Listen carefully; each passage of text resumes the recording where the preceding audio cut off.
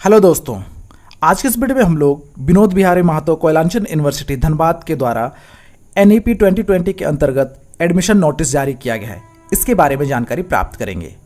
इससे पहले कि हम लोग नोटिस पर चलें, यदि आप हमारे चैनल पर पहली बार आए तो चैनल को सब्सक्राइब जरूर कर दीजिएगा और साथ ही साथ नोटिफिकेशन बेल को भी दबा दीजिएगा। चलिए अब नोटिस पर चलते हैं।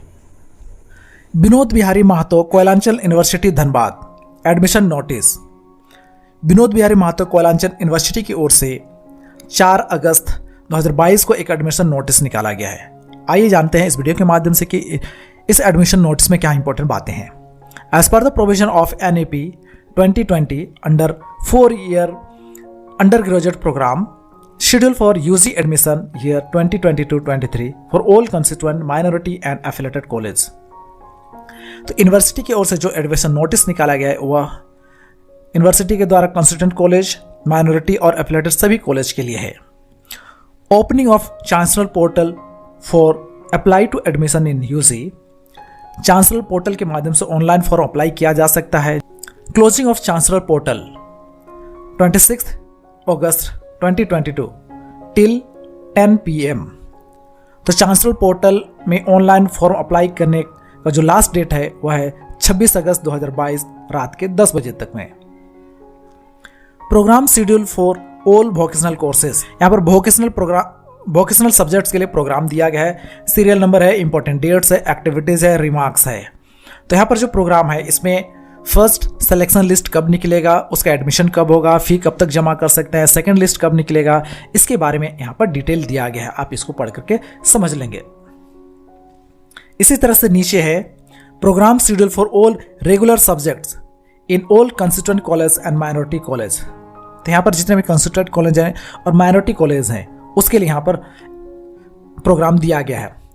सीरियल नंबर है, इंपॉर्टेंट डेट्स है, एक्टिविटीज है, रिमार्क्स है। जैसे फर्स्ट में है 4 सितंबर 2022 after 3 PM publication of first selection list for regular subjects. Remarks में है कंस्टिट्यूएंट एंड माइनॉरिटी कॉलेज। तो 4 सितंबर 2022 को फर्स्ट सिलेक्शन लिस्ट जारी किया जाएगा। तो उसके बाद जिनका फर्स्ट सिलेक्शन लिस्ट में नाम निकलेगा उनका यहाँ पर देखिए physical verification of documents for regular subjects. तो 5 सितंबर से लेकर के 14 सितंबर के बीच में सर्टिफिकेट वेरिफिकेशन होगा। तो इसी तरह से यहाँ पर सारा डिटेल्स दिया गया, शेड्यूल दिया गया है। आप इसको ध्यान से एक एक पॉइंट्स को पढ़ लेंगे। अब हम लोग नीचे आते हैं। Program schedule for all regular subjects in all affiliated college.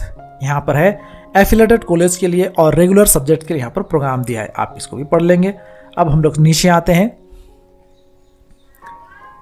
यहां पर कुछ general instructions for the applicants, कुछ जनरल इंस्ट्रक्शंस दिया गया है जिसको आपको फॉर्म भरने से पहले जानकारी रखना जरूरी है। Applications will be invited for UG admission year 2022-23 only in online mode through the chancellor's portal. और यहाँ पर वेबसाइट का नाम दिया गया है। तो जो भी एडमिशन होंगे उसके लिए फॉर्म ऑनलाइन होगा और चांसलर पोर्टल के माध्यम से ही भरा जाना है।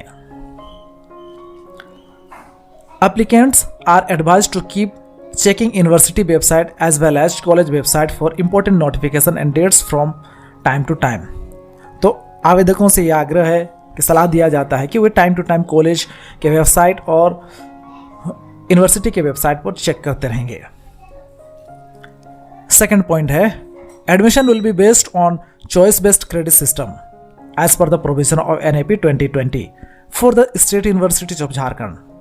तो जो एडमिशन होगा वह चॉइस बेस्ड क्रेडिट सिस्टम पर होगा जो कि नई एजुकेशन पॉलिसी पर आधारित है। थर्ड पॉइंट है there are 2 courses regular courses under NEP 2020 जिसका एप्लीकेशन फीस है 100 रुपीज और दूसरा जो कोर्स है वह वोकेशनल कोर्सेस, उसका फी है एप्लीकेशन फी 250 रुपीज। तो 2 कोर्स है। रेगुलर कोर्स के लिए आपका 100 एप्लीकेशन फीस है और वोकेशनल कोर्स के लिए 250 रुपीज फीस है। अब हम देखते हैं कि एलिजिबिलिटी क्या है। देयर आर 4 डिसिप्लिन्स हैं। ह्यूमैनिटीज है, सोशल साइंसेस है, नेचुरल साइंसेस और कॉमर्स है। For all disciplines pass marks 33% is the minimum eligibility to apply. यहाँ पर जो 4 डिसिप्लिन्स दिया गया है इसमें किसी भी डिसिप्लिन में फॉर्म अप्लाई करने के लिए मिनिमम 33% मार्क्स होना आवश्यक है। Applicants with science stream can apply in all disciplines. जिनका भी साइंस स्ट्रीम से जो भी स्टूडेंट्स हैं वे किसी भी स्ट्रीम में यहाँ पर अप्लाई कर सकते हैं। However applicants with arts and commerce can apply in all discipline except natural science. जो आर्ट्स और कॉमर्स के स्टूडेंट्स हैं वे नेचुरल साइंस के सब्जेक्ट में अप्लाई नहीं कर सकते हैं। 4 नंबर है एलिजिबिलिटी फॉर वोकेशनल कोर्सेज। यदि आप वोकेशनल कोर्सेज में एडमिशन लेना चाहते हैं तो उसके एलिजिबिलिटी के लिए यहाँ पर आप डिटेल्स चेक कर सकते हैं। इसी तरह से 5th पॉइंट है subjects offer in semester 1 6 paper are offered in the semester, 3 compulsory courses and 3 optional. तो सेमेस्टर 1 में 6 पेपर होगा जिसमें से 3 कंपल्सरी होगा और 3 ऑप्शनल पेपर होगा। यहाँ पर उसके बारे में डिटेल्स दिया गया है, आप इसको भी पढ़ करके एक पॉइंट को समझ लेंगे। 6th पॉइंट है fee structure for details see annexure 3। University के वेबसाइट में या फी स्ट्रक्चर के बारे में डिटेल्स दिया गया है जो एनेक्सर 3 पर है। आप फीस के बारे में जानकारी प्राप्त कर सकते हैं एनेक्सर 3 के माध्यम से। Reservation policy for details see BBMKU UG regulation. आगे है process of filling of online forms. A number में applicants are advise to use their personal email ID and mobile number. तो फॉर्म भरने समय आपको अपने पास ईमेल ID होना चाहिए और मोबाइल नंबर होना चाहिए। इन फ्यूचर आपके कॉरेस्पॉन्डेंस के लिए आप लॉगिन करने के लिए ईमेल ID और मोबाइल नंबर की आवश्यकता होगी। After submission of forms must take a print out to check that all the entries are correct or not. Personal information can be edited by using login into your account to change request options।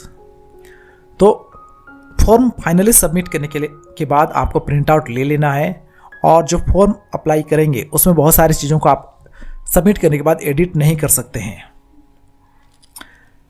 Selection criteria, caste, board name, major subjects and other academic details are not editable. यहाँ पर देखिए caste, board name, major subject and other academic details को आप edit नहीं कर सकते हैं। 9 number point है selection will be based on merit not. Merit point will be generated as per the details furnished by the students. There will be no change, update in existing details। Form भरते समय जो आप marks details देंगे, merit details देंगे, उसी के आधार पर आपका सिलेक्शन किया जाएगा। उसमें किसी भी प्रकार का बाद में एडिट नहीं किया जा सकता है। Serial number, type of certificate, remarks. यहाँ पर है 1 में है वैलिड कास्ट सर्टिफिकेट होना चाहिए ST SC BC1 BC2 के लिए। इसी तरह से वैलिड इकोनॉमिकल वीकर सेक्शन के लिए सर्टिफिकेट होना चाहिए। NCC NSS ECS ECA का सर्टिफिकेट अगर आपके पास है तो आप जमा कर सकते हैं। पर्सन्स विद डिसेबिलिटी आप उसका सर्टिफिकेट जमा कर सकते हैं।